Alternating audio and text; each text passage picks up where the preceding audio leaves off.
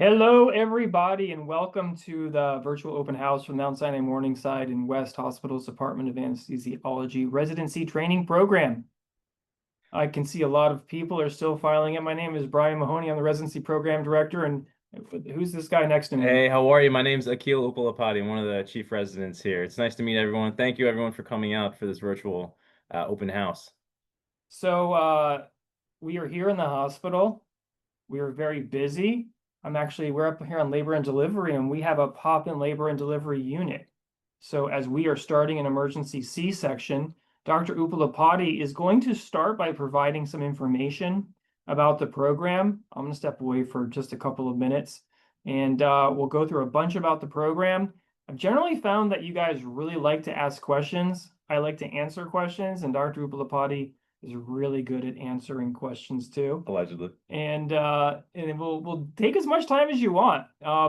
We like to talk about the program, but I also love to just talk about anything you guys want to know about applying to anesthesia in general. We will be an open book. I'm happy to answer questions about all those things that are keeping you up at night as you prepare for this exciting match season. So let's get into it. We got some beautiful slides that Dr. Upalapati prepared. Look at oh my God, that's gorgeous. So we're going to go ahead and get started talking a little bit about the program. And if we don't cover something you really want to know about, we'll let you come off of mute and ask some questions at the end. Dr. Upalapati, take it away. Will do. Thank you. So here's a beautiful view of our city here in New York. Let's get into it. So here we go. So just a quick table of contents for what we're going to go over here. Just the hospitals that we work at, the clinical experience that you get if you're a resident here, our resident life benefits, and then, of course, the question and answer period. So the way it works for our program is that we actually have two major hospitals that we work at. I'm currently at Mount Sinai West, which is down here where that star is. Now, some of you, I'm sure a lot of you are from New York, but I'm sure a lot of you also are not from New York. I wasn't from New York when I joined this program, but this is basically in Midtown Manhattan. A lot of resident housing is right across the street from here. And this is kind of what it looks like from the outside.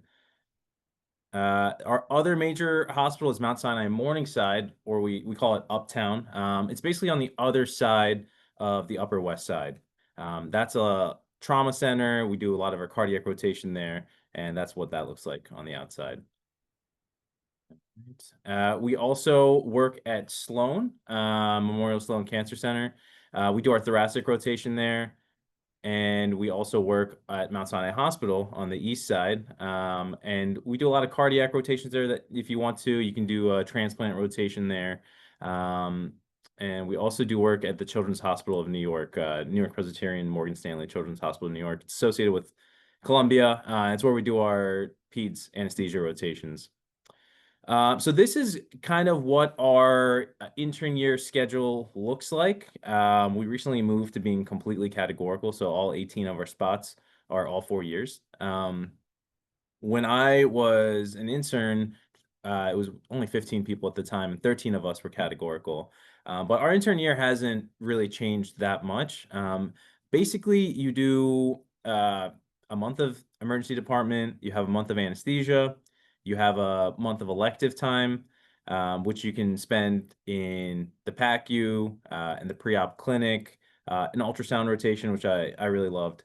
And then we do 3 months of medicine, a month of ICU, and 4 months of surgery. So it's kind of, I guess, similar to like a transitional year. You know, you can't really classify it as a completely medicine year or a surgery year. You kind of dip your toes in a lot of different specialties. The good thing is, you know, going through intern year, especially when you're on surgery, you really get to know the other departments well. And now when I'm in the ORs working with the surgical residents, oftentimes I know who they are. Like we had intern year rotations together. So it really builds a familiarity with them that I think is very helpful. Okay, so when you leave your intern year and you get into your anesthesia years, this is kind of the block schedule for your 3 anesthesia years. So at the top, this is our current CA1 class, and you'll kind of see the schedule. The first half of the year is usually general ORs, and now we start off with 2 months, 6 to 8 weeks of OR mentor. So I'm sure a lot of programs have this, but basically you're in the operating room one-to-one with an attending, because it is a big learning curve, to go from being an intern, maybe on the medicine or surgical floors, to being in the OR, directly taking care of someone, pushing medications yourself, being in charge of their vitals, making sure they're safe. Um, and because of that, we understand that it's a big learning curve, and we want to make sure you have a lot of autonomy, but we also want to make sure that you feel comfortable in the OR before we let you fly on your own. So that lasts about 6 to 8 weeks where you're paired up one-to-one with an attending at all times. And then after that, starting block 3, end of block 2, you start being on your own in the operating rooms, obviously covered by an attending still. But for the most part, it's you kind of running the show inside the ORs. Now, for the first half of your CA 1 year, it's mostly general ORs. Now we do have a call shift that does general OR plus OB that we can talk about a little bit later when you're CA1, so you get some more experience early on. And then later into CA 1 year, you start doing a lot of subspecialty rotations, cardiac, OB, some peds. And then as you can see, our CA 2 year is heavy into the subspecialties. Now, if there is a certain subspecialty that you think you might be interested in, let's say you really want to do cardiac, just you can just let program leadership know, and before your CA 1 year or before your CA 2 year especially, and they'll try to make sure that you have that block before applications are out, or as early on as possible, so that you can build your application. Very easy to do, and it's one of the benefits of going to a program that's a little bit smaller, because it is very tight knit and it's very easy to ask for things like that. See, Dr. Mahoney is back. Oh, Here's wow. here's just an example of the number of cases that you can expect to see as a resident here. So one of our old chiefs compiled a list of cases that he did. So as you can see, almost 2,000 anesthetics by the time he graduated. We do a lot of OB here. As you can see, the OB floor is busy. So a lot of C-sections, a lot of epidurals. Another thing that I would say, pretty well known for is regional anesthesia. Nisora was actually born at Mount Sinai Morningside and Wow, West. great job. It's true. Wow. It's true. I might get replaced. I don't think so. Not anytime soon. But that's why if you want to do regional, if you want to do OB, or if for me, I'm not going to fellowship, but I wanted to go somewhere where I'm very well trained, and leaving residency, I can feel very comfortable. It's great to go to a place that's has high volume OB and high volume of regional. So we have a lot of that. Moving on here. So this is kind of a workflow sort of for the day when it comes to clinical and didactic schedules. So Monday through Thursday, we will have lectures in the morning, starting at 6:30. So our first starts are 7:30, except on Wednesdays when we have grand rounds, as is the surgical department, and those days we start at 8:30. So usually, especially early on, you come in maybe around like 6:15, you set up your room, and then you go to lecture at 6:30. And then at 7, it's usually 6:30 to 7 is the lecture. You go meet your patient, you talk to them, you IV them, and then 7:30 you roll back. Apparently, a lot of programs, they don't place their own IVs in the morning. Really? We place all our IVs for our patients. Now, you might think to yourself, well, why wouldn't someone else do that? I want to practice at the top of my license. You need to know how to place IVs as an anesthesiologist. Big time. Apparently, we go other places and people are shocked at how good we are. So I think it's a I see great that thing. for sure. We place our own IVs. My first job I went to, I got called all the time to help with IVs because Really? apparently, yeah, because nurses place most of their IVs after the Wow. first case. I see that. There's like sometimes when we rotate at other places, they'll place the IVs pre-op, and for me, I'm like, wow, I'm not used to this. And I think when you're in training, it is great to get those reps. It really is. Like, for example, when I was an intern here in New York, some of you might have seen horror stories on, Reddit and things like that about New York intern year programs. I will say our intern year is very nice, but you still do certain things like place IVs on the floors, things like that. And I remember when I was an intern, for me, I was like, let me just make the most of this because I want to get good at IVs. For us, it's really relevant. For some of our medicine co-interns and co-residents, they weren't super happy about having to place IVs. So you So can trade them. that's exactly what we did. So it'd be like, you want to write the note, I'll do the IV. I'm very happy with that. So we place our own IVs here. It's good to get those reps in, and I mean, you do feel very comfortable. Like you said, like when you go to your job, like people start asking. Wait. But the purpose of this is our weekly lecture Oh yeah, that's schedule. right. Every Monday we have like a talk, which is basically the basic exam content. If you do not know what that means yet, oh, you will. Uh, Anesthesiology is the single most tested subspecialty. It's probably not why you chose to go into this field. So you're going to take over the course of your residency 3 in-training exams, probably 4 because you'll do one your intern year. That one doesn't matter. You'll take 4 AKTs, and you'll have your basic credentialing exam at the end of your CA 1 year, and then your advanced, which is the second half of your written credentialing exam at the end of your CA 3 year, and then after that, the oral boards, which is the single most, hopefully, your life is blessed enough that that is the single most stressful thing you go through your entire life. So to prepare you, we have a basic content lecture Monday mornings, advanced content lecture Tuesday mornings, grand rounds on Wednesday, and Thursday's a hodgepodge. Sometimes we like to do like a meet the PD session, not meet the PD, meet with the PD session. Sometimes we have like sessions led by the chief residents, confession sessions. You want to talk about those? Yeah, so we have a system where we want to be receptive to feedback when we want to make changes as people feel like changes need to be made. So we have a system where you can put in anonymous confessions. And every month we take all of those confessions, complaints, concerns, and we bring them to Dr. Mahoney. And I get really nice positive stuff. Yeah, that's true. Yeah. I am so happy to be part of this program. And it's like the minority, but for those of you who would like to put that in there, it brightens my day. So thank you. That is very nice. Yeah. But yeah, you have to go out of your way to go to the confession session. It's like, oh, I love it. But anyways, the point of that is you never want to go somewhere where, and it's not just about residency. I feel like any job, even like if you've worked jobs before, like you don't want to go somewhere where you feel like you can't make any changes. Something is really crappy and it's not going to get fixed.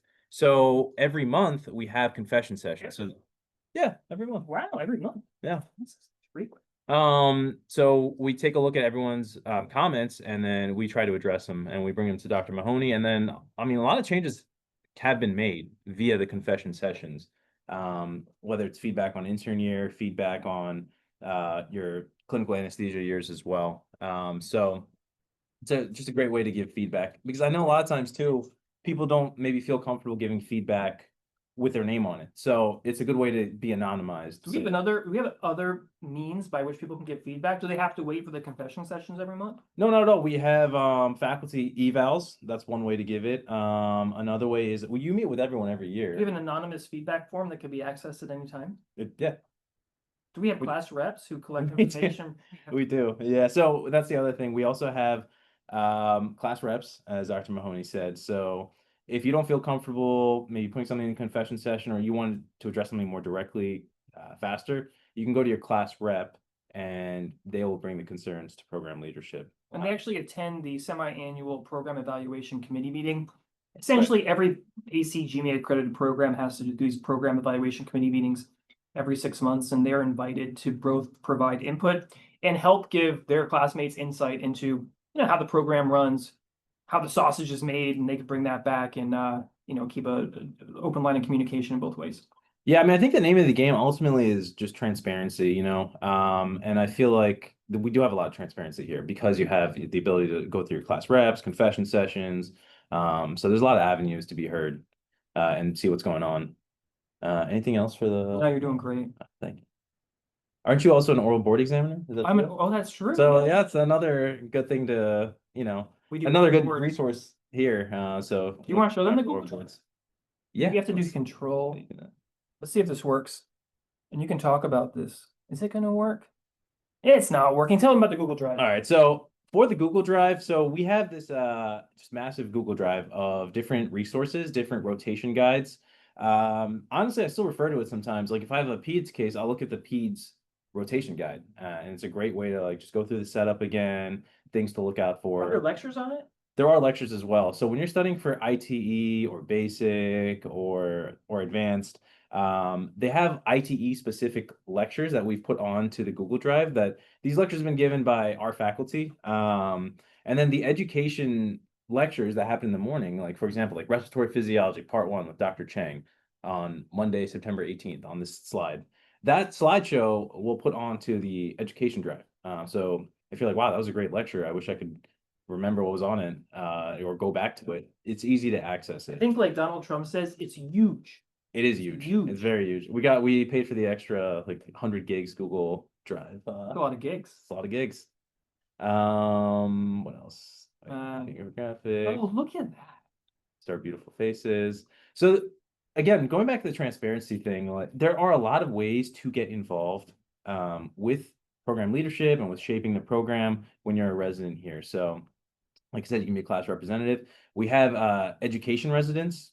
So 3 CA2s a year are, they apply to be the education residents and they're picked and they help organize the lectures and sometimes even the workshops that happen in the mornings. So it's another great way, especially for someone who's interested in teaching. That's a great way to get involved. And if you're someone who's into research, we have something called Eliasberg Scholars.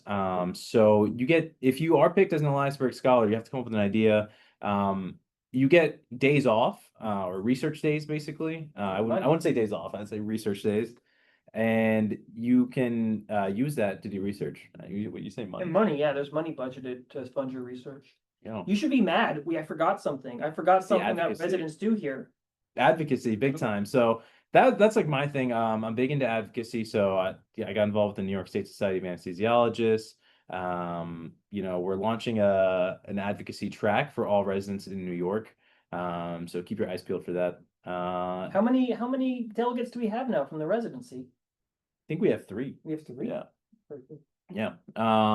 So advocacy is a great way to be able to go to ASA, a great way to, go to advocacy days in DC or in Albany, but we'll get into that stuff later. The other stuff that you can get involved with is the Intern Improvement Committee. So as, CA1, you can become part of the Intern Improvement Committee because you had just gone through our intern year. So you'll have the best idea for how can we improve this. You are, the closest to the more recent interns as well. And then we also have social chairs that help organize events. We have union reps. So we are unionized here, which I do love. And then QI committee members as well. We have a monthly QI meeting. It's a renegotiation coming up. Yeah, maybe we'll strike again. We'll see. So when I was a intern, our contract came up for negotiation. So there was a time where we were thinking about potentially striking. Didn't end up happening, but we were able to get a lot of concessions. So You got played. you think so? Y'all got played. You think we should have striked? No, the Mount Sinai lawyers, like, Oh yeah, they said Yeah, that the strike is they- protected or yeah, something. I it don't know. was Hopefully ter- this it time was we look into terrible. it more. it's terrible. But I still like being part of a union because it feels like you have some sort of agency. Which in your work. residency program came out the best through the labor and the Anesthesia negotiation? for sure. Why? Because Mahoney here carved out our OT as apart from the negotiation. So our OT was never touched. Actually, it was increased, which was amazing. So we do have an OT system here, where if you stay after 6 p.m., you get $300. If you stay past 8 p.m., you get $600. Obviously, the money is great, but I think even more than the money, honestly, is just the fact that if you're here at 6:10 and you're getting paid extra, it feels so much better than, oh my God, I'm here at 6:10 and I'm still here, So I love the OT system we have. I think it's great for morale and also great for the pocketbook as well. All right, so You can do as some much other or as stuff. little as you want. Oh, I can't even see what the title This is. is like reminder for us that these are things people might want to hear about. Okay, got Probably it. from your point of view, it's better than mine.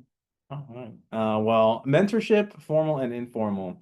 So I would say formal obviously is the one-to-one. So when you're again, when you're a CA1 and you're in the OR every day with someone for weeks at a time, you get to know them pretty well. And because our program again is not the biggest, it's a little bit on the smaller side especially for a Manhattan program. You get to know all the attendings very well. We have the smallest faculty group by far of any of the Manhattan programs. Our residency is actually like mid pushing large size, but our faculty group is less than half the size of any other residency training program in the city, which means you will work with all the faculty on multiple occasions. They will all know you. They will know how you're doing. And then we have this thing called the one-to-one. Your intern year, you have a whole month. You spend 2 weeks with one-to-one. That's the 2 of you in an OR together. That was rough, huh? Yeah, wow, I wonder who I did it with. And then you actually, depending on who they are, you're most likely back with them when you start your CA1 year. And then how about informal mentorship? How does that go? Yeah, I mean, it's informal.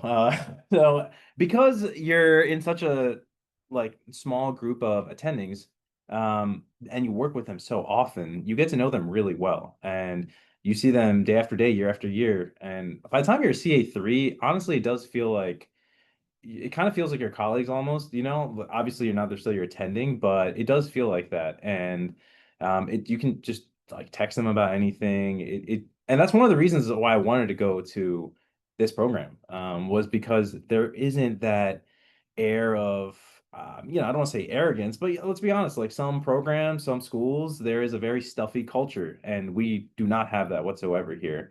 And I think when you're in a more of a casual environment like that, that lends itself to informal mentorship, being able to ask someone casually about their career or even just about life.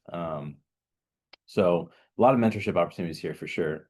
Call schedule. So the way our calls work, if you're on call during the week, you get in at 4 p.m.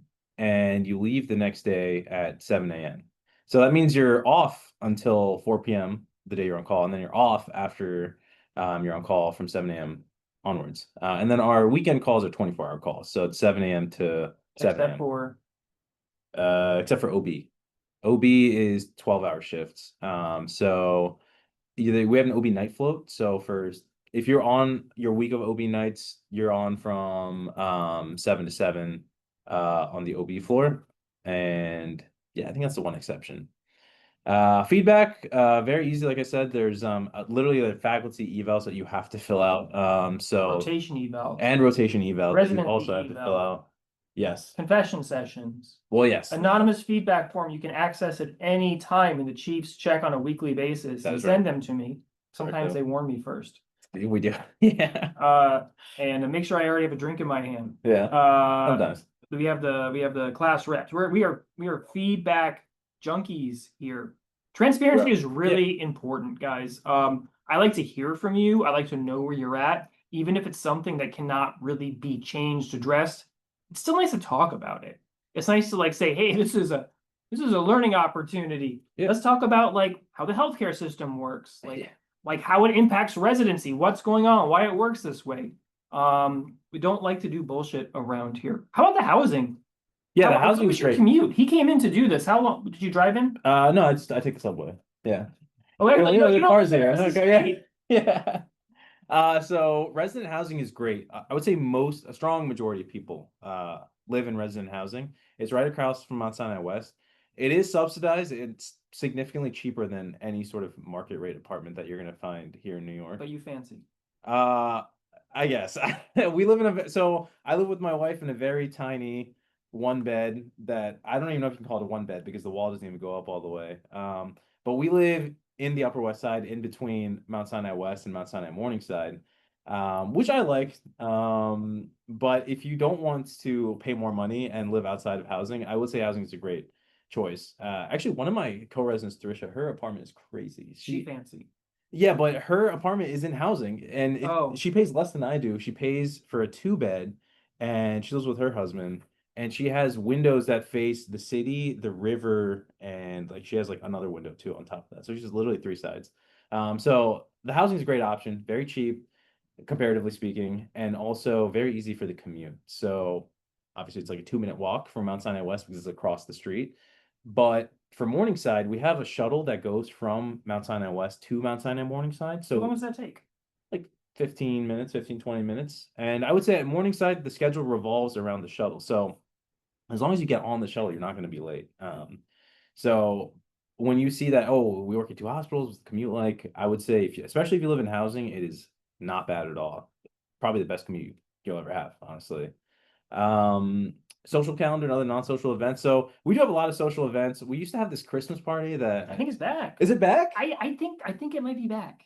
Wow, that's And huge. what happened the year we didn't have so there's this huge, like it's like $250,000 Yeah, department Christmas party. But what happened the one year they canceled it because Mount Sinai was having That's true, financial yeah. problems, and what do we do instead? So the Morningside attendings threw their own Christmas party at a bar, had an open bar, and it was really nice. Did we do anything else? I think I was on call that day. I don't even know what. I threw a party Oh yes. at a bar around the corner. Yeah, so What else did we do? What do you do at the end of your intro to anesthesia month? yeah, we at the end of your 1-to-1 month, you'll go over to Mahoney's house and we'll make pizzas together, have some drinks. Yeah, that was a good time. Yeah. How about graduation parties? Graduation party is nice. We have obviously we have like a graduation event at a venue here in New York, and then we have a ton of graduation events like apart from that. You get So three. wow, You I'm get the excited. graduation. I'm You get the excited. graduation. Yeah. You get Dr. T's going away Yeah, party, Dr. which is actually paired with a welcome party. One of our faculty lives in Westchester, has everyone come up to his house. People actually oftentimes rent like buses. Yeah. He's a certified mixologist, so And there's also the surprise CA3 party every year, and it's always a surprise. We've had wine vineyard tours of the Hudson Valley oh, it's beautiful. 3 times. We went to Six Flags last I know, I year. saw that. Yeah. That was awesome. Next year's a surprise, obviously. We'll see. It's a new one. We'll see. So we have a lot of events. How about life outside of residency? Well, you don't really get to experience it because you're always here. Not true. Oh, okay. I do love, yeah. So living in New York is amazing. Even even if you're on like a bad rotation where you're working a lot of hours, it does feel really nice just to leave the hospital and then you're immediately it's like surrounded by people going about and doing their thing. Versus being somewhere where nothing's going on, it would be, I think, probably a little depressing to leave the hospital and just nothing is happening. Um, I mean, what can you say about New York? It's New York. Like there's like infinite things that you can do. Um, Obviously, like as residents, as friends, we all get together. I don't know, we go out, we go down to a lot of times we love going over to Queens for some better food there. There's just like infinite things to do here in New York. We have the US Open going on right now. I try to go every year. So I'm gonna try to go again this year. I don't know, again, I'm sure a lot of you are from New York, but for anyone who's not from New York, like me, I thought New Yorkers were all just blowing a ton of smoke. Like, oh, everyone who's from New York will tell you, oh, I'm from New York. Like, I love New York, all this stuff. But the hype is, I think, warranted. It does feel very nice to experience the city.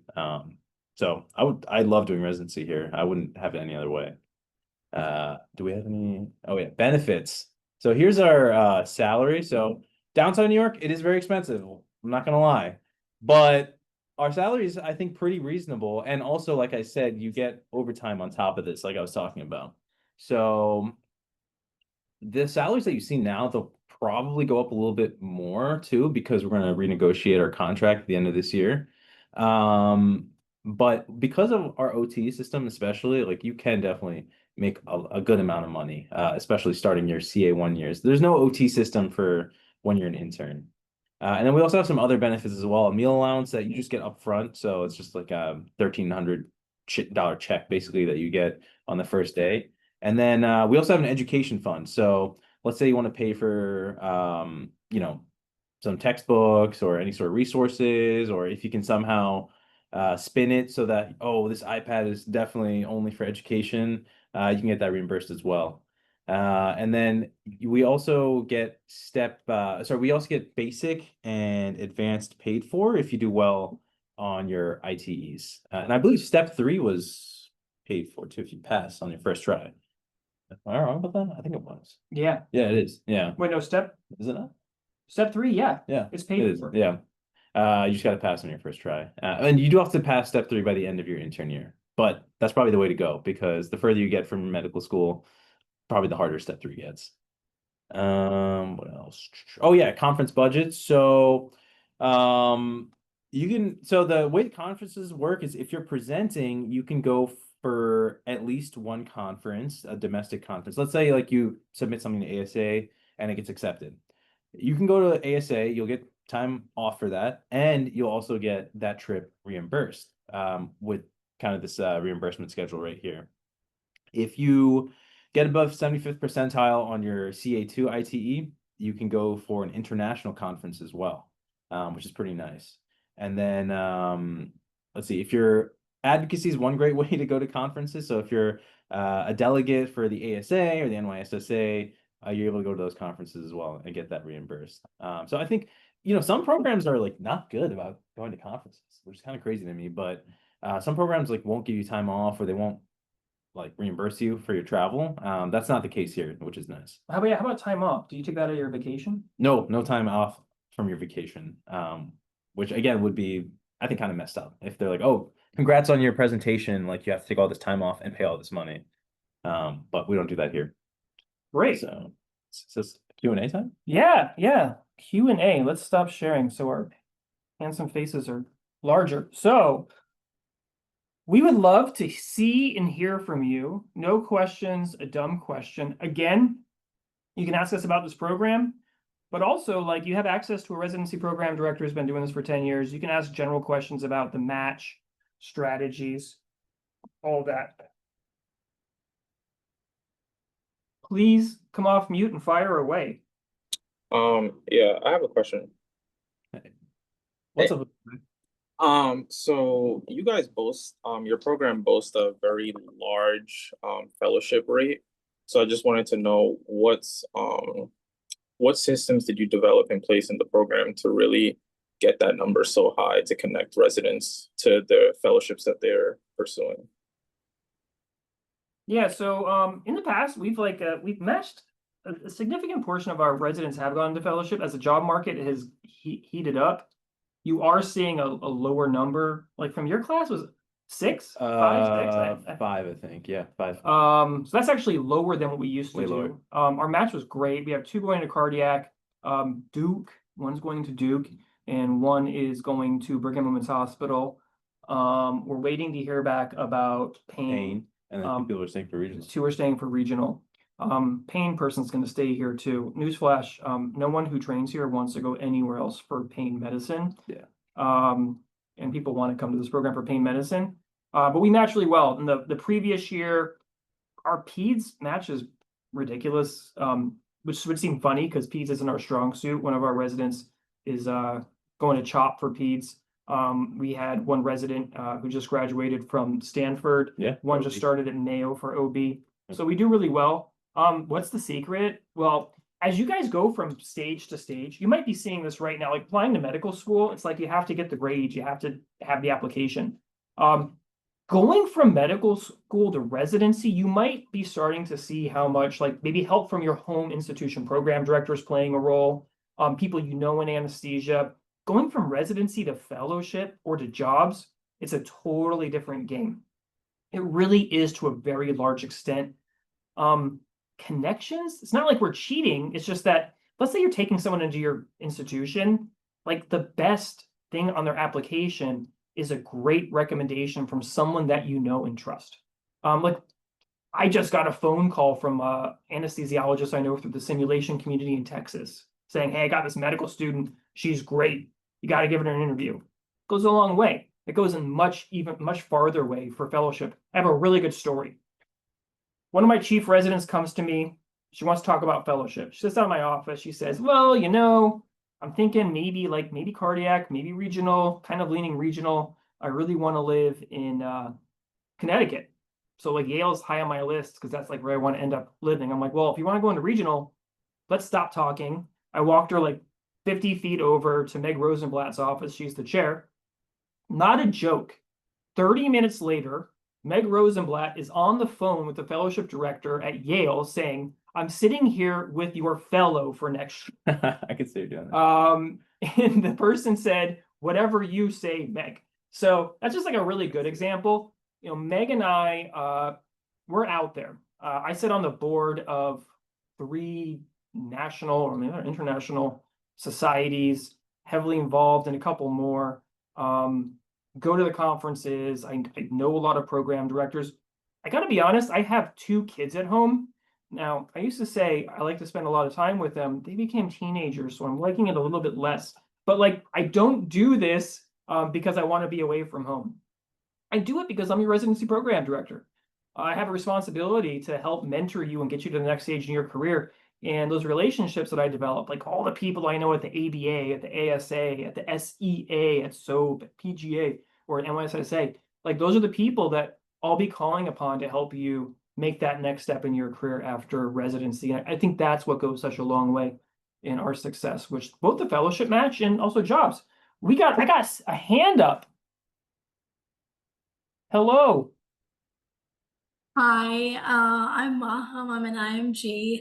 I'm currently in Texas. I really appreciate you guys doing this. I had a general question about IMGs and what's the general perception about IMGs from your program's point of view, and if visa is not an issue, if someone does not require a visa, does the program look favorably upon them?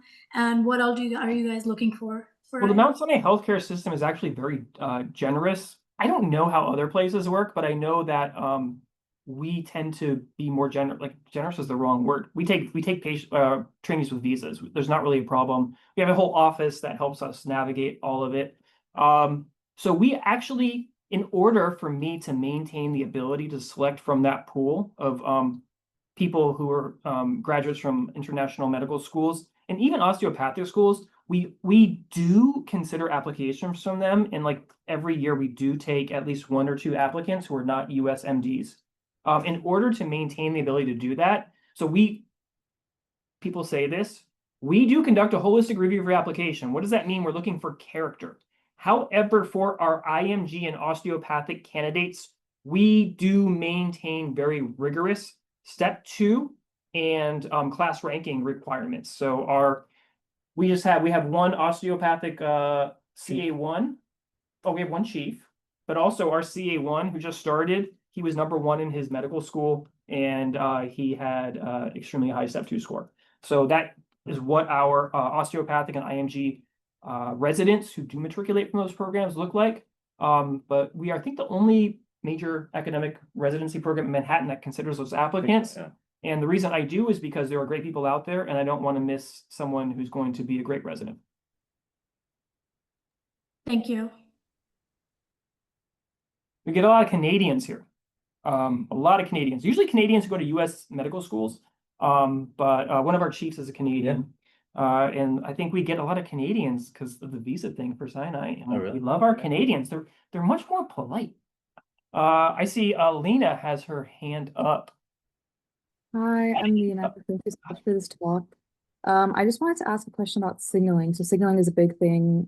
We all know the system is different for different programs. And I was just curious how your program is viewing the different types of signals for this application round.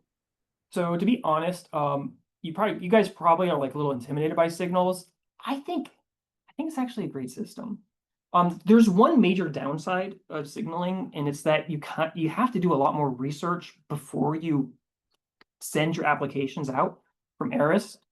Because if you haven't signaled a program, you find out later on in the interview season that's a great program, you're interested, that ship has probably sailed. So the downside is you have to do your research in advance. But hey, look at you guys, you're here doing your research in advance.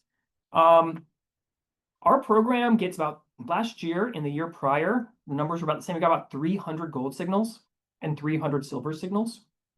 We are going to interview 180 applicants this year. That means that we have more gold signals than even interview spots. So I anticipate that somewhere between 90 and 100% of the people we interview will have provided a gold signal. If there's anyone in this session who has rotated with us or will be rotating with us, we don't make rotators signal us because you taking a month with us is a signal. But besides that, we do get the vast majority of our interviews from gold signals. We will tend to, it depends. Probably gonna look at silver signals if I have like 10 interviews after I've gone through all the golds and think I've gotten like the people that would really be great here based on what I'm looking at. I will look at silver signals. We might not interview silver signals this year. Oddly enough, you would think, oh, only the tippity top silver signals are the ones who get interviews. It's actually not the way I do it. The way I approach it is if you already have 5 programs you're more interested in than ours, I actually kind of look for the diamonds in the rough in the batch of silvers. What does that mean to me? It means maybe your step score is not going to be stellar and someone might overlook you, but I'm going to dig into your application and your MISP and look for that person who like rocked rotations that people loved working with and think, well, maybe their golds will overlook them because of that step 2 score, but they look like they're going to be an amazing resident.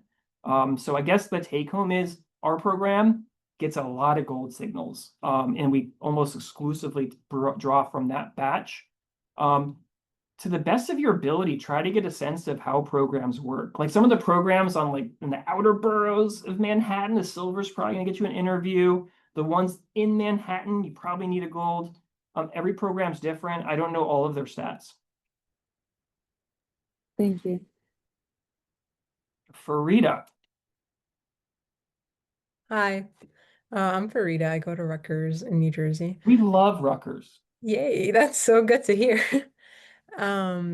Yeah, so I'm interested in academic medicine and kind of medical education, and was wondering if there are opportunities for residents to get involved in that and maybe move into that at Mount Sinai or any of your affiliated hospitals. Yeah, for sure. So I think a great way to get involved with that is through the Education Chiefs program for CA2s. So 3 CA2s a year. At the end of your CA1 year, you kind of apply for this. But if you're selected as one of the education chiefs, during your CA2 year, you're helping organize all the education events. So in the morning, you're coming up with ways to, better the curriculum. You're kind of running that education Google Drive that I was talking about.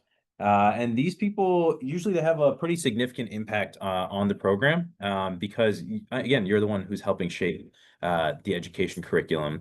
So if you're someone who's very interested in teaching, it's a great way to get involved. And I think mentorship is a little adjacent to teaching, but if mentorship is something that you're also interested in, the year before that, when you're CA1, if you're part of the intern improvement committee, that's another great way to get involved with mentorship. Get to know the interns, the newest people of our residency program, and help them acclimate to residency and figure out how can we improve the program for all of us, but especially for them as well.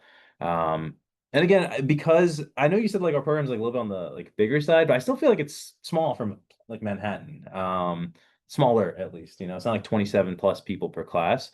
And because of that, I think that it's easier to have mentorship. It's easier to make those connections with your co-residents and with the people who are in the class, like, below you. So a lot of opportunities here for sure. So you were asking about education. We do have the education track. You mentioned that.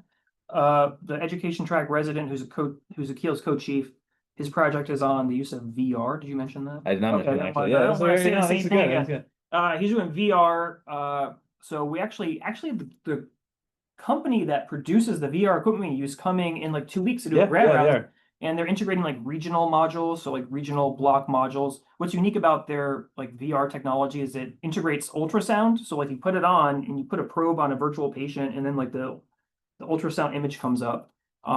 So we have a bunch of people who do education research projects, and you get exceptional mentorship if your goal is education and anesthesia. I'm on the board of directors for the Society for Education in Anesthesia, and you went to that. I went to the conference. You went to Yeah, that conference. Yeah. Yeah, a lot of opportunities here. Awesome, that's great to hear. Thank you. Grace. Hey, I'm Grace. I'm from Jefferson. Thank you guys for coming out and doing this and answering our questions and stuff. I just want to say it's really cool that you guys have an opportunity for residents to get involved in QI. I feel like I haven't really seen that at a lot of programs, and I was just kind of curious if you could tell me about any different projects that have gone on through that recently. You know what's really interesting? I got a call yesterday. One of our new CA1s, Becky, was put in a PEDS MRI case, and she told the coordinator, well, it's great to be doing this like, early in my CA1 year, but I was scared shitless being in the MRI setting. So she's going to be doing a QA project, which involves an onboarding process for all the new residents to go into the MRI suite as part of the Intro to Anesthesia month.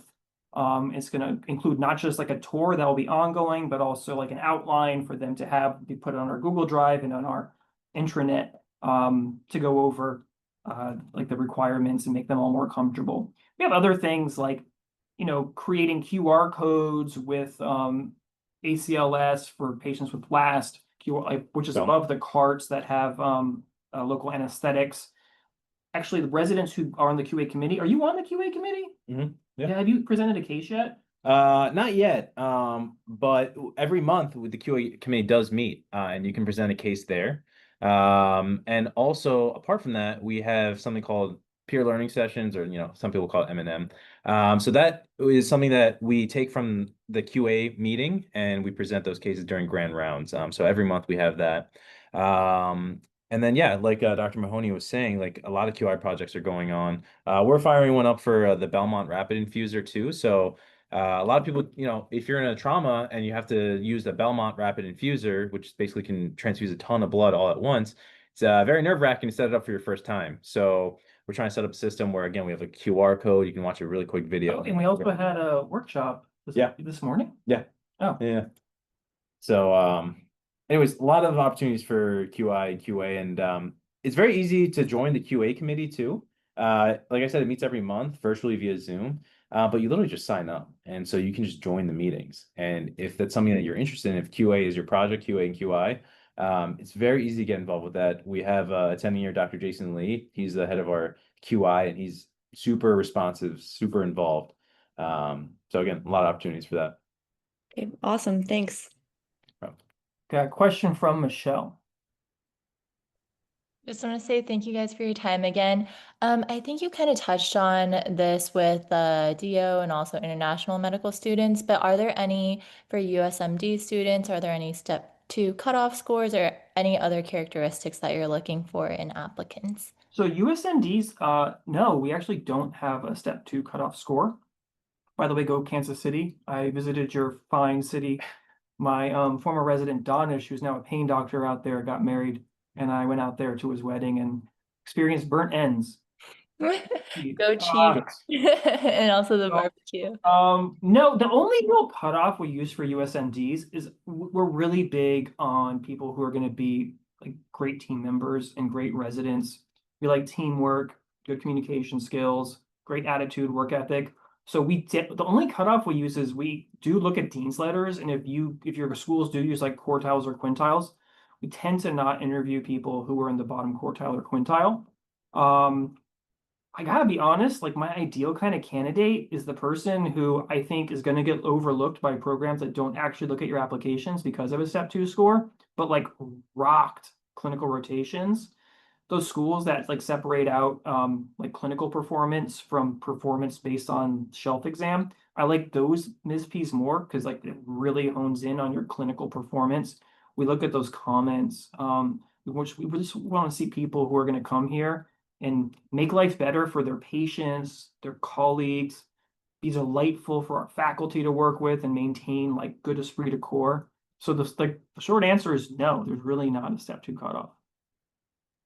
Sounds good. Thank you. Nicole? Hi, thank you so much. I'm Nicole. I'm from Indiana University. I just want to ask, given the diversity of the patient population at Morningside and West, are there any structured initiatives, electives, or projects that residents can get involved in? And if so, do you have any examples of that? You mean related to like diversity? Yeah, or health equity or community engagement. Yeah, I have some really good examples. I'm heavily involved with the ASA. One of the favorite committees that I've been a member of for a number of years is the Committee on Professional Diversity.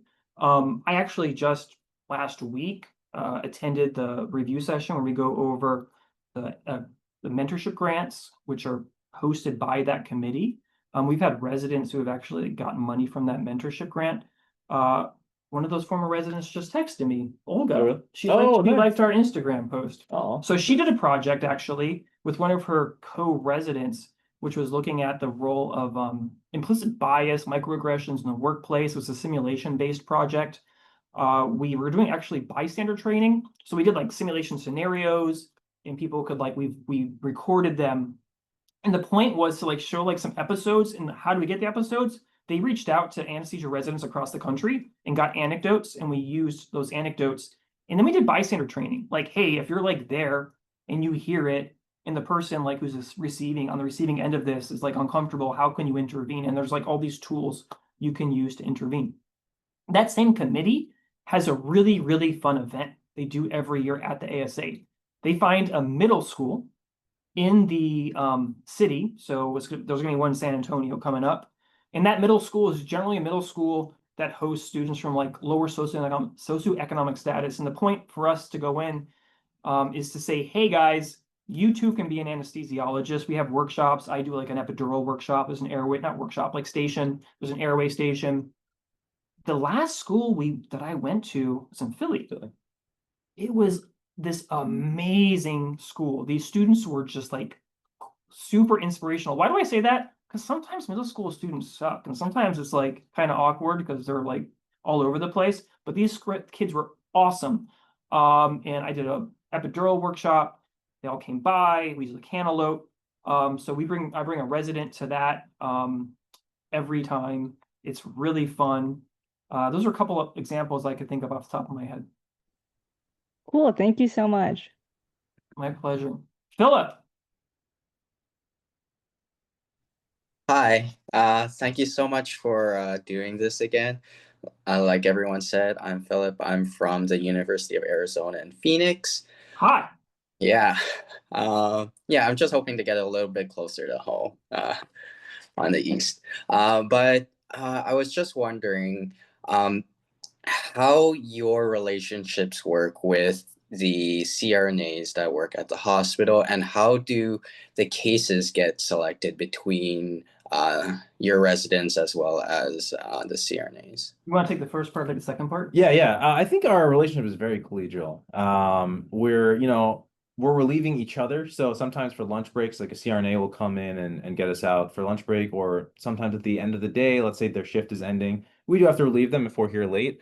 Or sometimes they relieve us. So there's no like fixed, they relieve us or we relieve them sort of situation. But it's very collegial. We joke around. Some of us hang out outside of work. And when you're a CA3, you start having shifts, like team captain or swing. I mean, those words don't mean anything to you, but basically your role on that shift is to kind of be running the board. So you'll be assigning CRNAs to go take over certain rooms, relieve residents, and vice versa. So I think it's a great way that those shifts are a great way to learn how to, manage residents, CRNAs, because as an attending, that's what you will be doing.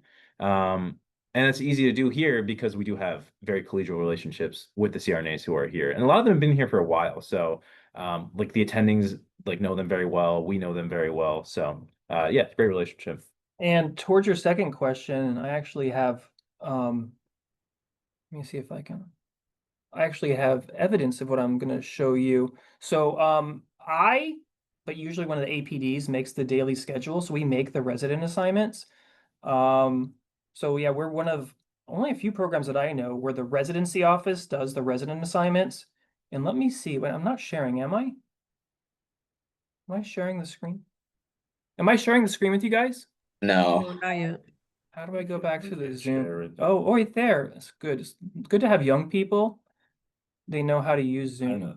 Oh, wait, that might be from Excel, actually. Oh, that's not the right thing. Never mind. So what I'm trying to do, but I'm like an old person, so I'm not very good at it, is show you guys how oh, here we go. Share my screen. So this is the last time I did it. So this is on the left, you see all the different cases. And like cases I put in bold are ones like have to have a resident because like they're more advanced cases. You see all the residents listed. So like at 8 a.m., I submitted this to the coordinators and I'm like, this is where the residents are going. So I or the APDs assign the residents to the ORs every day.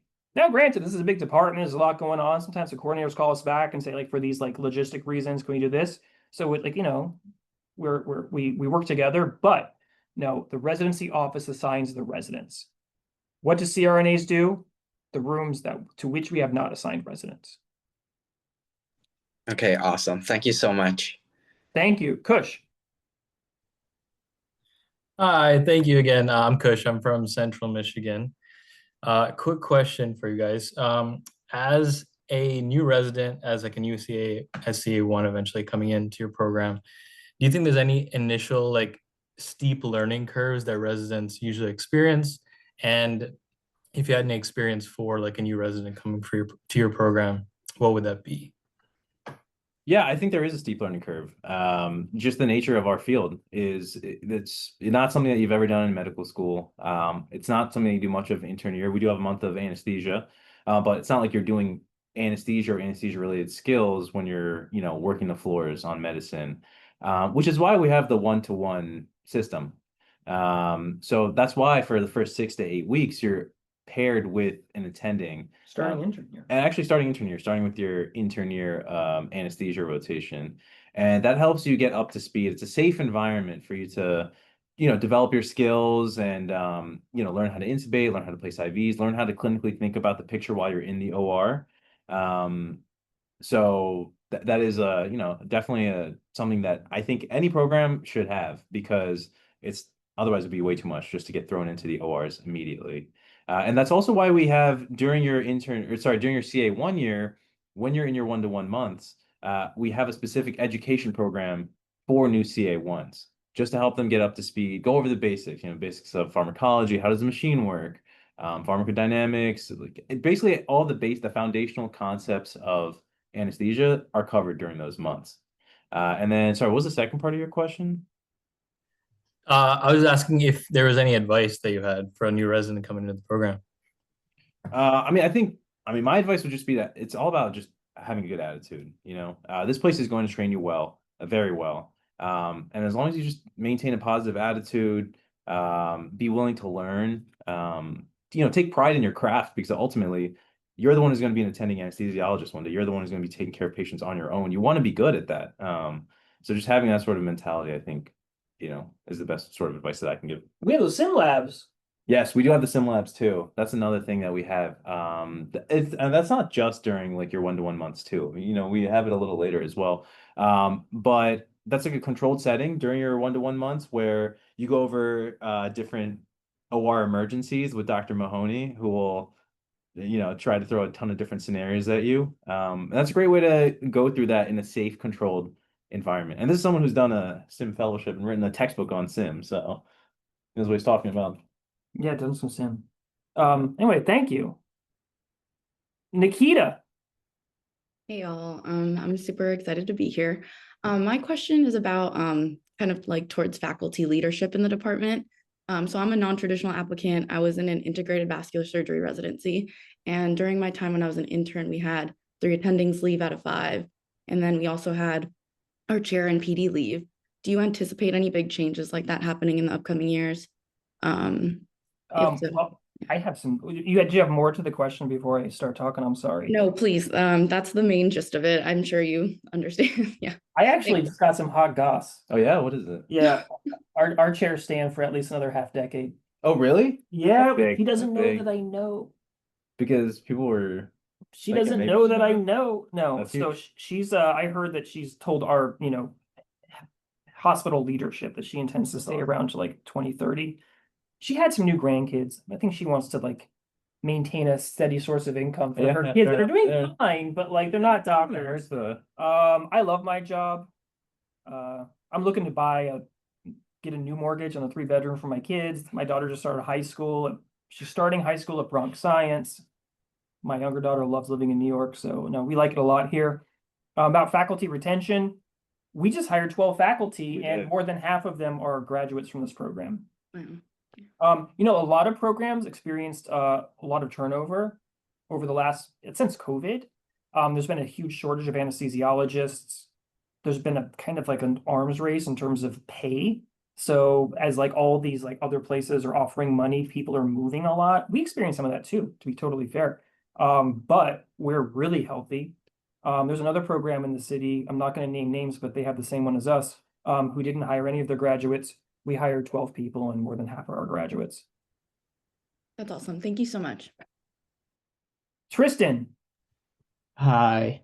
I had a follow-up question about the OR mentor system. My current elective for anesthesia is kind of run in a very similar way. So I've been working directly with anesthesiologists, attendings, and CRNAs, and I've noticed each of them describes their own approach to the goal of anesthesia and how it differs and is kind of more of like an art form with a shared goal.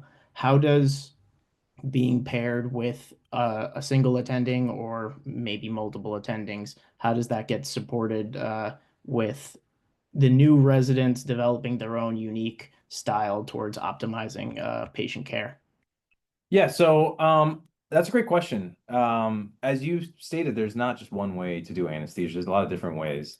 When you're first starting out, I think it is really nice to learn from one or two people, learn what their style is, but also, it's not, sacrosanct. Like there's different ways of doing it. And that's why after your first couple months, you're going to work with other attendings, and other attendings here will tell you, hey, like it's great that you learned it that way, but here's another way that you can do it. And then you learn by doing it their way too.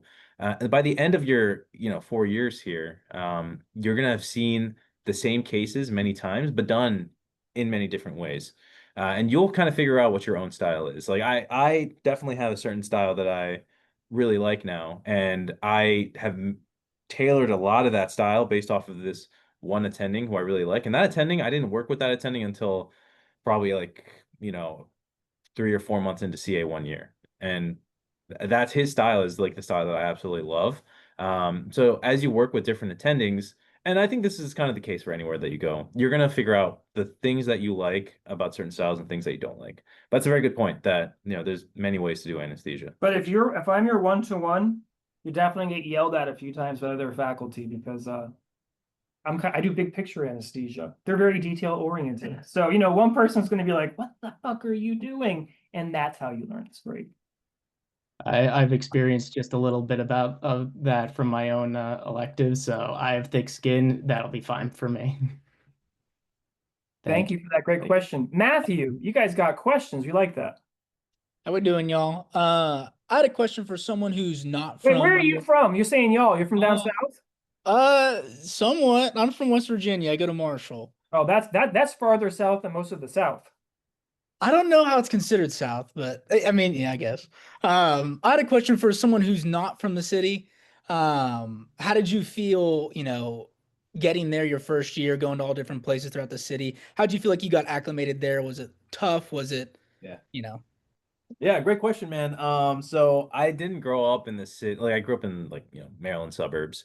And then I went to Maryland for college, which is also kind of like a suburban sort of school. Maryland. And then I went to Boston, BU for med school, and then I came down to New York. Boston, it's not much of a city compared to New York. So coming here was no shots or no shade at Boston, but I'm just being honest with you. New York is significantly larger. So when you come to New York, and especially Manhattan, yeah, it is definitely a little bit of an adjustment for sure, because it's just so much activity, so much energy, which is awesome, but can also be overwhelming. Let's be honest. Like if you're new to it, it does take a little bit of time to adjust.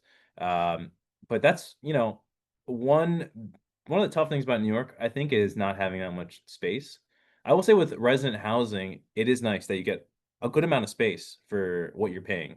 And I know that because I don't live in resident housing, and when I go over to my friend's place, I see like, how much more space they have.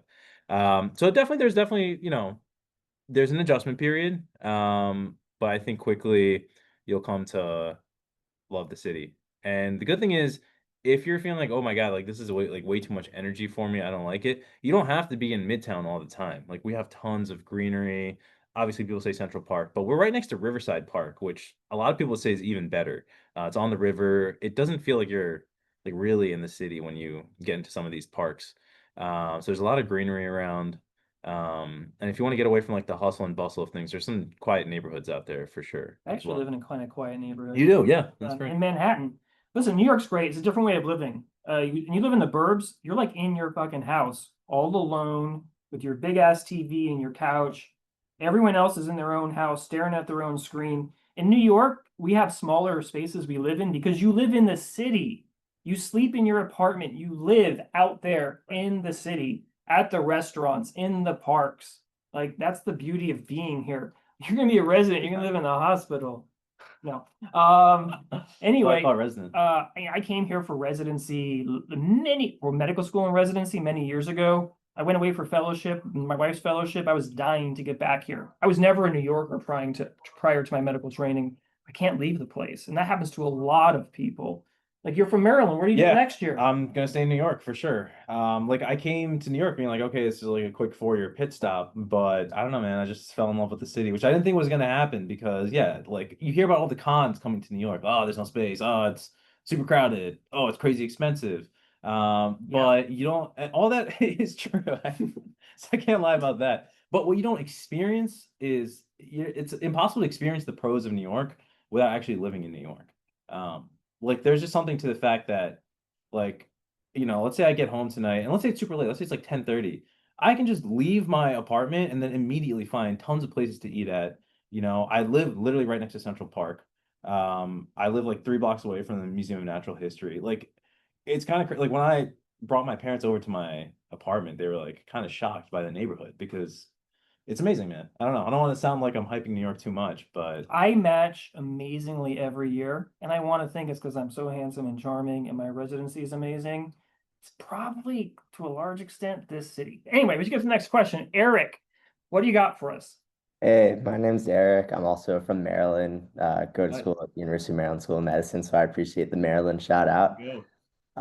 I saw that you guys have didactics in the morning, which I actually hadn't noticed from any other programs open house. And I actually prefer lecture in the morning, so I'm curious how, the current residents like that, whether it was always in the morning, just talk a little bit about that compared to like afternoon, I guess. Yeah, I'm not sure if it was always in the morning. I don't know if that was like a change, Well, but I inherited that oh, you did. 10 years ago. Okay, I don't, so I don't pretty much know, I don't effectively. know how, maybe 20 years. I don't know Okay, how all long. right. It's been there for a while. I think a lot of the residents like it in the morning. It's a lot better than, hey, like we're gonna get you out for didactics, but then you have to come back maybe. It depends on the staffing. I've seen other programs where that is the case. Because we rotate through all these different places, we also do rotations with other residencies in these external locations. And so, when I was rotating through certain hospitals, those residents would go for didactics in the afternoon. They'd have to come back. And to me, that's just terrible. Like, I'd rather wake up, set up my room, kind of ease into the day, and then go to didactics and then get started with the day. So I don't think, and honestly, we haven't had any feedback either saying that people want to switch it to the afternoons. Now, when you're in your 1-to-1 month, it's pretty intense period. So you do have your morning lectures and you also have afternoon lectures. And I felt like that was, to be honest, pretty tiring. But then they're done. But then they're done. Exactly. It's only for 1 month. Because you're useless. We can't use you for anything. But Yeah. so it's an ACGME requirement that if you provide an educational session, all residents have to be able to attend. And so, totally honestly, like I don't want to pull people's asses out of like a thoracic or like neuro case. Like I would rather just do it in the morning when everyone can attend. I don't want to be pulling people out of good cases. Like residency is about education, but guess what? Most of the education really is in the operating room. So yeah, some places do it in the afternoon. I didn't have that as a resident. I never liked it. Our residents are pretty happy. We get feedback all the time about the education didactics. We might change it up a little bit in format and everything, but we'll probably stick with the morning. Awesome. Thank you. Thank you, Kareem. Hey, my name is Kareem. I'm a med student at Brown, so not too far away.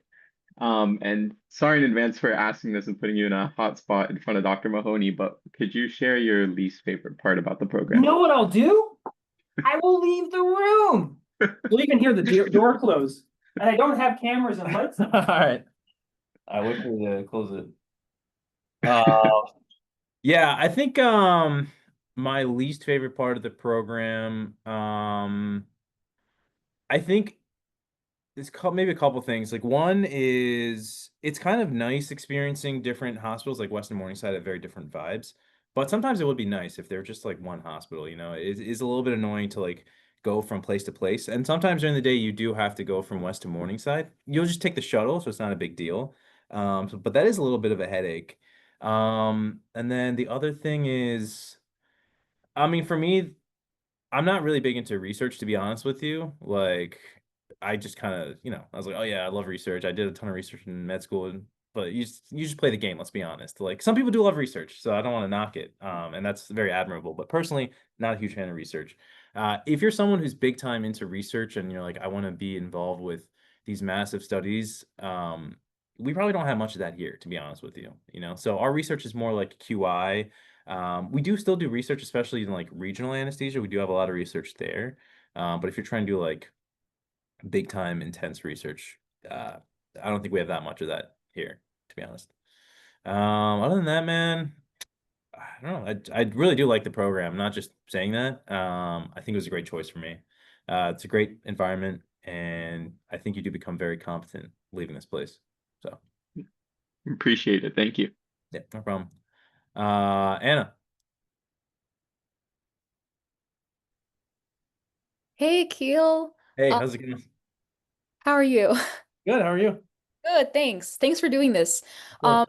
My question's about like exams and stuff like that. I know that anesthesia is, I think it's the specialty with the most exams. It's like basics, ITEs, all the boards. So, are there any like specific Come in. um Yeah, it's safe now. She's safe. Hey, it's Anna. Hi, Anna. How are The you? worst part of the program is you. What's up? So my question, I was just asking about like the exam stuff, because anesthesia has the most exams, I think, out of all the specialties. So are there any ways and supports in which the program provides an opportunity to study, like other than the lectures, like any specific question banks or mock orals or review sessions and things like that to help residents perform the best that they can on all those exams? Yeah, for sure. So first off, the residency, a couple things. They pay for TrueLearn, which is really nice. I mean, personally, I learned through questions. So TrueLearn is like the U world of anesthesia. They pay for that. They will also have lectures leading up to ITE and basics, specifically tailored towards those two exams. And we have like study sessions that are even held. You guys hold separate study sessions, even on weekends. sometimes. Yeah, exactly. Like leading up to the exam, we'll do that. And then there's like some other thing I wanted So to the say, I forgot. AKTs, we generally, so the ITEs you want to do well on, we provide a lot of prep. The AKTs, I generally use them as diagnostic tests. Like they just took the AKT 24 and the Chiefs wanted to put it off so people had time to study. I'm like, no, take it now and see how bad you do, and that will like motivate you. And then for the oral boards, we have 2 oral boards examiners on our faculty, me and Meg. And this week I've done like 3 mock orals with graduates because like, they're that far along. So you have us as a resource after you graduate. You can FaceTime if you're out of town. You can come into the hospital if you're in town, and we do mock orals with you guys. Awesome. Thank you. Thank you, Alexander. I'll try to have us out of here by 7, guys. And there's some stuff in the chat too. So let's go through a few more questions and we'll try to get to the chat questions. Alexander. Hey everyone. Hi, my name is Alex Turner. I'm from UT Southwestern in Texas. My question was, does the program offer any opportunities for residents to participate in like global health initiatives or international anesthesia electives? And if so, how are these experiences supported academically and possibly financially? So Yeah. go for it. There's like a couple of trips that happen every year. So one is during your CA2 year, usually there's a trip to Zambia. And I think for my class, it's Mike and Thrisha who went. So you go with 2 attendings, and you're there for, I think, how long? 1 attending. Oh, it's just one? It's like a week and a half. Barcheska and Lazar. Oh, I think Lazar took Yeah, they took turns. Barcheska. Yeah. So you go for like 1.5 to 2 weeks. Then you can also, Thrisha is also doing this other global rotation through the Society for Education and Anesthesia, which you can apply through. She also went to Vietnam. Which is Vietnam, yeah. But she also went to Vietnam already. Yeah, she's With Gruffy. worldwide. That's right. We also have this OB trip to Vietnam that he's gonna do it every year. That's what he says. Yeah. So every year, apparently now, we're gonna do this OB trip to Vietnam, where Dr. Gruffy, who's the head of our OB fellowship, he goes with a resident, and basically you go to Vietnam, you kind of teach them how we do OB anesthesia here in America, and they kind of teach you like some of their practices as well, and you do a presentation there. I brought a leaf to Nepal. That's right, yeah. And then Alif, one of my co-residents, went to Nepal with Dr. Mahoney. Was it also for OB? Wow. OB's big. So yeah, and how were they financially, like any sort of support, or We pay for it. Oh, okay. Listen, if we send you somewhere, we pay for it. Like Thrisha applied for something called Society for Education and Anesthesia. I forget what HVO stands for. It's like a month-long thing. That's sponsored by I give money to that organization. So they provide the funding. We just give you the time. It's the ACGME approved rotation. They do all the paperwork. So it's part of your education. So it's like, I would say out of each class, like 3 or 4 people will probably get an opportunity to go to a global health trip.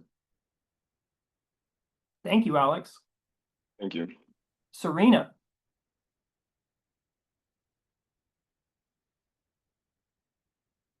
Sorry, I was struggling with technology. I struggle with everything, as you can see. Yeah, that was embarrassing. But hi, I'm Serena. I'm from Liberty University in Virginia. I just had a question and I put it in the chat too, but I'm just asking it now. How do you view not having a geo preference? So the signals, like the gold signal and silver signal, does all the work for me. I gotta be honest, I don't remember even looking at a geographic preference or is it a geographic signal or a preference? I don't even look at them. Like if you give me a gold signal, then like even if you're like my geographic preference is Alaska, but like you gave me a gold, like so I don't look at them. I've gotten the similar feedback from other programs too. Okay, awesome. That was really helpful. Thank you. My pleasure. Let's dive into those chat questions. Let's see, geographic preference, IMG. Okay, IMG and DO go up. Okay, sorry. Cutoffs. So class rank top 5-10%.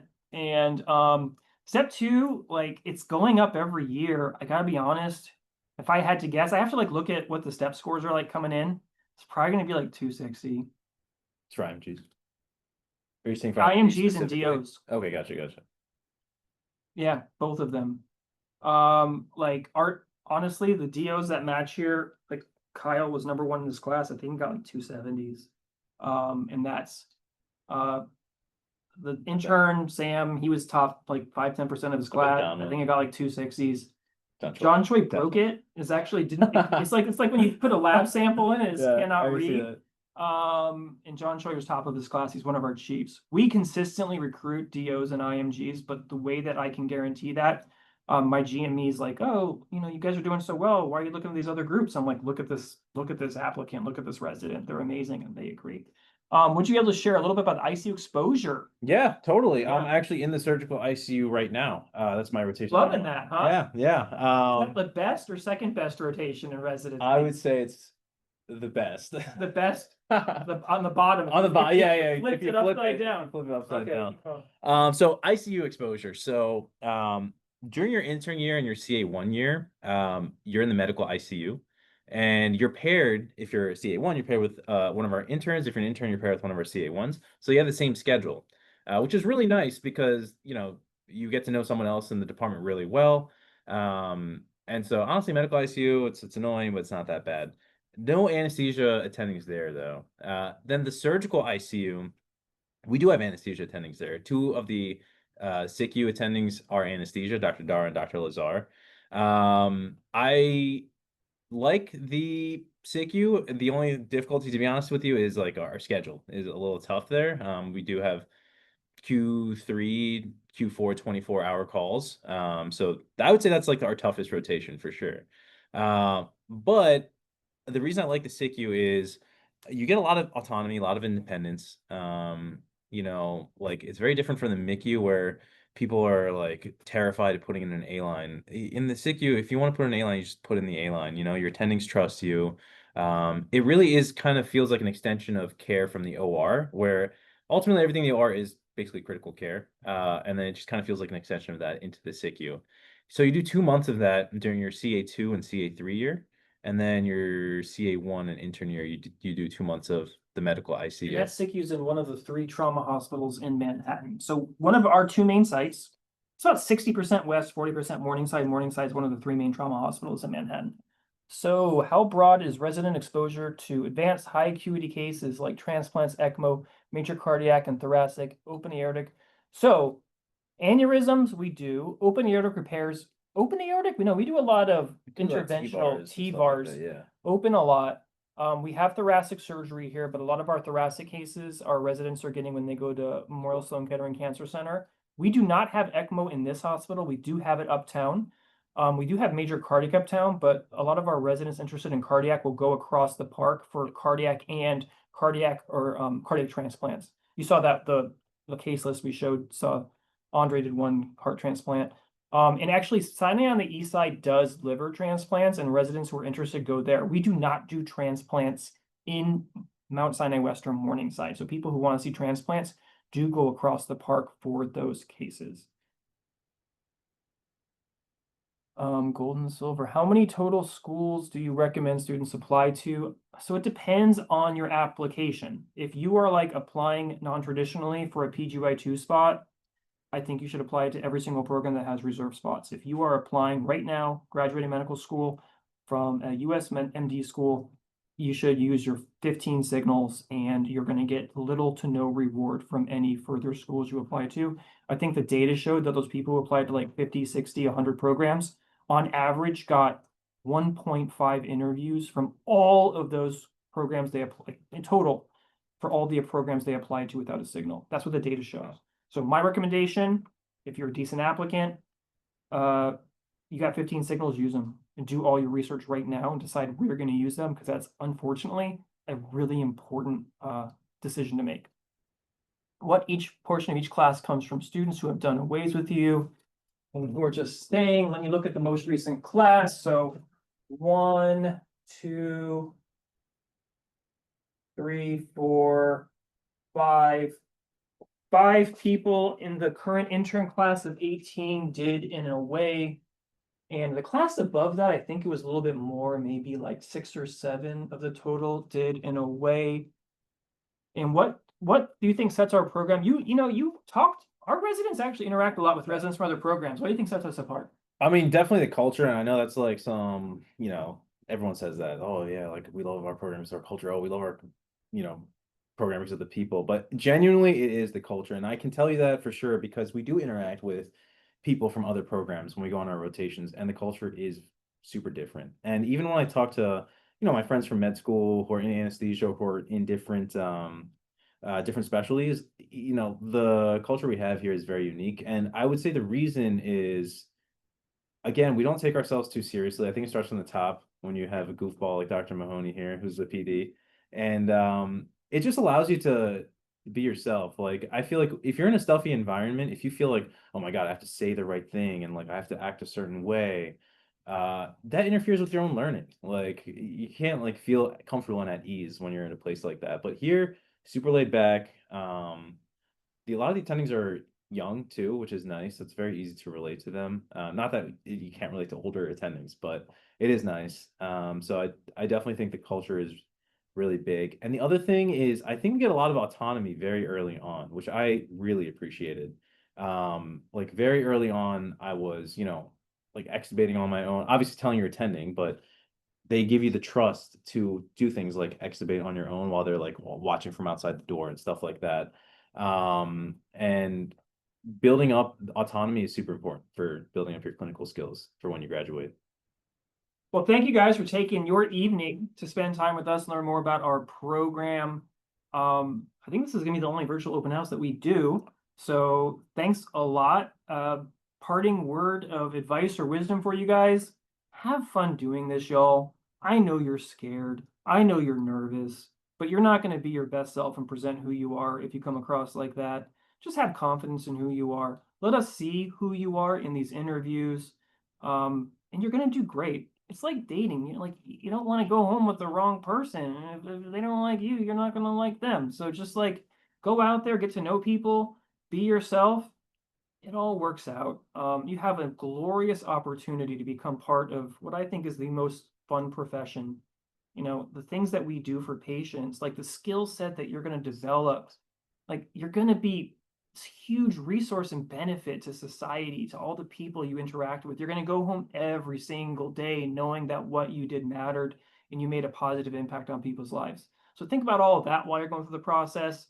Don't be afraid of the program. It's going to be a workhorse program. No one's out to get you. No one's out to exploit you. Maybe some of those new HCA programs, look out for them. But no, we're all here to teach you anesthesia, to bring you into this big anesthesia family and help it to grow so, we can continue playing the important role that we all play in society. So embrace the opportunity, be excited.